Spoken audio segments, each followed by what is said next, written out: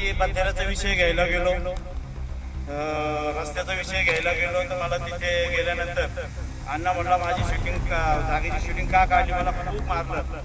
आणि अण्णा संतू अरुणशी आणि त्याच्या दोन्ही पुतण्यांनी खूप मारलं, एवढं मारलं का मला आणि थोडंच मारलं. एकटाच होतो मी माझं कोणाची राजकारणाचा विषय नाही, राजकारणाविषयी बी नाही, मी फक्त गावासाठी गेलो.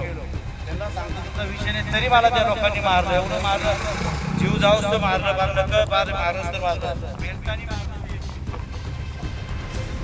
सिन्नर तालुक्यातील डुबेरे गावचे माजी सरपंच तथा सामाजिक कार्यकर्ते ज्ञानेश्वर ढोली यांच्यावर कथित जीवघेणा हल्ला झाल्याची घटना समोर आली आहे. या प्रकरणी सिन्नर पोलीस ठाण्यात तिघांविरुद्ध गुन्हा दाखल करण्यात आला असून पोलिसांकडून तपास सुरू आहे. फिर्यादीनुसार कथित गौण खनिज उत्खननाचे चित्रीकरण करून त्याचा व्हिडिओ प्रसारित केल्याच्या रागातून संशयितांनी ढोली यांना शिवीगाळ करत जीवे मारण्याची धमकी दिल्याचा आरोप आहे. त्यानंतर लाथाबुक्क्यांनी लाकडी दंडकाने तसेच दगडांनी मारहाण केल्याची फिर्यादी नमूद करण्यात आली. या हल्ल्यात ज्ञानेश्वर ढोली गंभीर जखमी झाले असून त्यांच्यावर नाशिक जिल्हा शासकीय रुग्णालयात उपचार सुरू आहे. दरम्यान या घटनेचा राष्ट्रवादी काँग्रेस पार्टी ओबीसी सेल नाशिक जिल्हाध्यक्ष ॲडव्होकेट सुरेश आव्हाड यांनी तीव्र निषेध व्यक्त केलाय.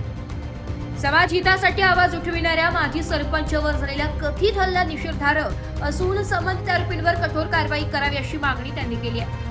तसेच कथित गौण खनिज उत्खनन प्रकरणाची निष्पक्ष चौकशी करून दोषींवर कारवाई करण्यात यावी अशी मागणीही ॲडव्होकेट सुरेश आव्हाड यांनी केली. नमस्कार, मी ज्ञानेश्वर ढोली, माजी सरपंच डुबेरे गावातील.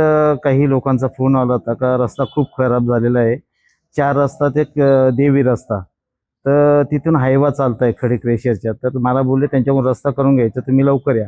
त्यांचा 9:30चा टाईम होता, पण मला जरा थोड्या गाडी पंक्चर झाल्यामुळे मला 11:30 वाजले येता.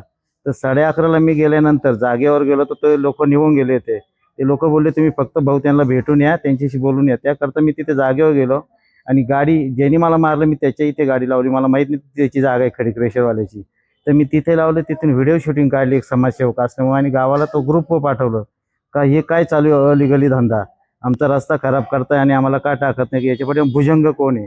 तर समोरचा जो अण्णा संतू वारुंशे, नितीन शंकर वारुंशे, सागर शंकर वारुंशे, हे तिघे बी आले. यांनी मला विचारपूस न करता ग्रुप का टाकलं तू आणि भुजंग कोणाला बोलला तू, जास्त माजला तू, असं म्हणून त्यांनी मला मारहाण केली.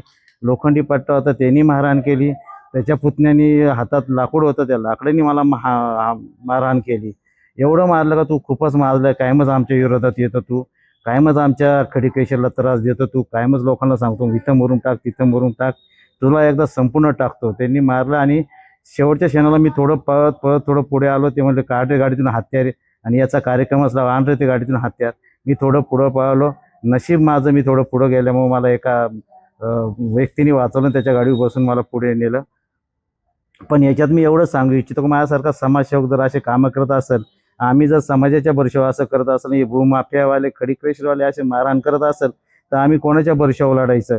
जो कायदा आहे, कायद्यावाल्यांनी अजून काहीच केलेलं दिसत नाही, ते दबावाखाली आहेत असं मला वाटतं. आज मला 4 दिवस झालेले इथं ॲडमिट होऊन, पण तुम्हाला अजून काहीच न्याय भेटत नाही असं मला वाटतं माझ्या जीवाला. तर मला न्याय भेटावा एवढंच माझी कळकळीची विनंती. ह्या पुढील भूमिका अशी राहील, नाही मला न्याय भेटला तर मी अन्नत्याग करेल किंवा मी आंदोलन करेल.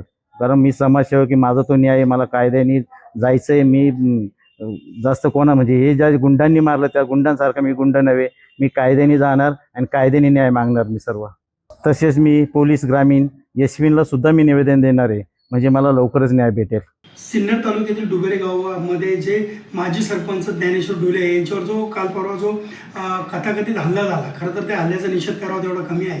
कारण आपण बघतो आहोत की एखादा लोकप्रतिनिधी लोकांचे प्रश्न सोडवित असताना, त्यांच्या समस्या रस्त्याच्या बाबत असतील किंवा इतर काही समस्या असतील त्या मांडत असताना जर एखाद्याने त्यांच्यावर हल्ला करणं, ही गोष्ट नक्कीच खेदाची आहे. याचाच अर्थ असा आहे की राज्यामधली जी कायदा सुव्यवस्था आहे याचा प्रश्न आजही गंभीर स्वरूपाचा आहे. आज आपण बघतो आहोत की गेल्या काही दिवसांपासून संपूर्ण महाराष्ट्रात आज जे गौण खनिज उत्खनन सुरू आहे, जे बेकायदेशीररित्या गौण खनिजांचा प्रश्न ऐरणीवर आलेला आहे, यामध्ये आपण बघितलं असेल तर या गौण खनिज उत्खनन करणाऱ्यांची एवढी मजल झालेली आहे की त्यांनी अनेक प्रकारचे जे काही शासकीय कर्मचारी असतील, अधिकारी असतील, यांच्यावर हल्ले केलेले आहेत, ज्याच्यामध्ये विविध प्रकारचे तलाठी असतील, तहसीलदार असतील, पोलीस यंत्रणा असतील. आता तर त्यांची मजल लोकप्रतिनिधींवर हल्ला करण्याइतपत देखील गेलेली आहे. खरं तर अशा काही ज्या नारादम असतील किंवा जे अशा प्रकारचे उत्खनन करत असतील, अशा बेकायदेशीर उत्खननांची चौकशी झाली पाहिजे आणि याच्यामध्ये जर कोणी दोषी असेल तर यांच्यावर मकोका अंतर्गत कारवाई व्हायला हवी. कारण हा विषय केवळ हा डुबेर गावचा किंवा सिन्नर तालुक्यातील नाही आहे, तर हा संपूर्ण महाराष्ट्रभर आपण जर बघितलं असेल त्या गौण खनिजांचा चुकीच्या पद्धतीने तिथे गौण खनिजांची वाहतूक केली जाते, त्याचं उत्खनन केलं जातं. खरं तर जे रॉयल्टी भरलेली असेल, जो परवाना दिलेला असेल तेवढ्याच स्वरूपात त्याचं उत्खनन होतं का ही संबंधित यंत्रणेने चौकशी करायला हवी. आणि जर सदरील हल्ल्यामध्ये जे दोषी असतील त्यांच्यावर कठोरात कठोर कारवाई करायला हवी. जर कायदा सुव्यवस्थेचा प्रश्न आपण जर बघितला असेल तर संपूर्ण महाराष्ट्राला भेडसावतोय आणि खऱ्या अर्थाने आजही या कायदा सुव्यवस्थेबाबत जे राज्याचे गृहमंत्री आहे या गृहमंत्र्यांनी आत्मचिंतन करण्याची गरज आहे, मुख्यमंत्र्यांनी आत्मचिंतन करण्याची गरज आहे. खरं तर मुख्यमंत्र्यांकडे संबंधित खातं आहे. आम्ही अनेकदा सांगतो की राज्याला एक स्वतंत्र असा गृहमंत्री नेमण्यात यावा. जर यांच्याकडे गृहमंत्री पदाचा दावेदार कोणी चांगला चेहरा नसेल तर यांनी इतर पक्षातून एखादा चांगला चेहरा जो असेल त्याला त्यांनी ते खऱ्या अर्थाने गृहमंत्रीपद दिलं तर काही वावगं ठरणार नाही. परंतु आमची सांगण्याचा एकच उद्देश आहे की जर येणाऱ्या काळामध्ये हे जे संबंधित हल्लेखोर यांच्यावर जर योग्य ती कारवाई झाली नाही तर याच्या पुढे नक्कीच आम्ही गंभीर स्वरूपाची जर दखल घेतली गेली नाही तर आम्ही येणाऱ्या काळामध्ये एक चांगल्या प्रकारचा सिन्नर तालुका बंद करण्याचा इशारा आम्ही देत आहोत आणि याची संपूर्ण जबाबदारी ही संबंधित राहील असा इशारा देखील या निमित्ताने देत आहोत. मराठी न्यूजसाठी नाशिक शहर प्रतिनिधी सिन्नर.